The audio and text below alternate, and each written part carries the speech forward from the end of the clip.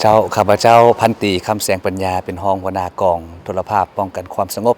ข้าพเจ้ารู้สึกเป็นเกียรติและรู้สึกภาคภูมิใจหลายและพิเศษตื่นเต้นเนาะที่ได้เข้าร่วมกองประชุมเวียกงานสื่อมวลชนทั่วประเทศครั้งที่1ถือว่าเป็นครั้งประวัติศาสตร์นะเป็นบัตรเลี้ยวที่สำคัญในการที่จะพัฒนาเวียกงานสื่อมวลชนให้หันเปลี่ยนสู่คุณภาพใหม่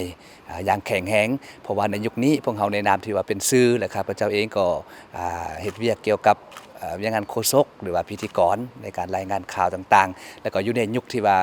มีสื่อมวลชน2ประเภทเนาะเราจะอยู่ในยุคที่ว่าสื่อมวลชนแบบดั้งเดิมและก้าวเข้าสู่สื่อมวลชนในรูปแบบใหม่เนาะฉะนั้นก็เห็นว่ามีสิ่งท้าทายหลายๆอย่างที่พวกเราต้องได้ปรับตัวแล้วก็ต้องได้พัฒนาให้เวียกงานของพวกเราโดยเฉพาะเวียกงานโฆษกหรือว่าผู้ประกาศข่าวนี้ให้มีความถูกต้องชัดเจนแล้วก็กระทัดรัดเฮ็ดแนวใดจะนำเอาแนวทางนโยบายของพรรค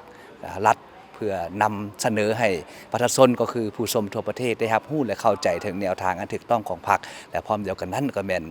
นำเสนอเกี่ยวกับเวียกงานป้องกันชาติป้องกันความสงบและปลุกระดมไปทั่วสังคมได้รับรู้ถึงเวียกงานป้องกันชาติป้องกันความสงบแล้วก็พร้อมกันตีต้าน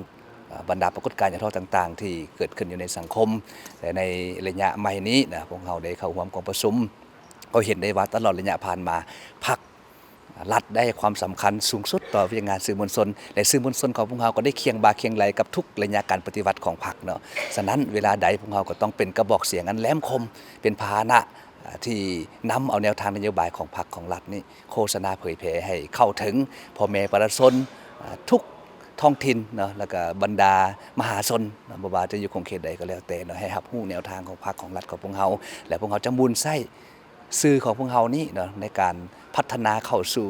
สื่อยุคใหม่โดยเฉพาะหันเข้าสู่สื่อดิจิตอลให้มีความแข็งแรงและก็เข้มแข็งขึ้นตามทิศสีนำของการนำสูงสุดที่ได้เข้าร่วมกองประชุมและเพิ่นมีทัศนะสีนำว่าสื่อมวลชนของพวกเราแนวใดก็ต้องได้ศึกษาหำเรียนพัฒนาตัวเองอยู่เรื่อยๆเพื่อให้เคียงคู่กับการพัฒนาของสื่อยุคใหม่เนาะฉะนั้นข้าพเจ้าก็จะนำเอาบทเรียนได้นำเอาทิศสีนำของคันเทิงไปจัดตั้งพันขยายอยู่ในกรมกองอยู่ในเวียกงานสื่อมวลชนป้องกันความสงบว่าเฉพาะก็แม่นพัฒนาเวียกงานพิธีกรเลยว่า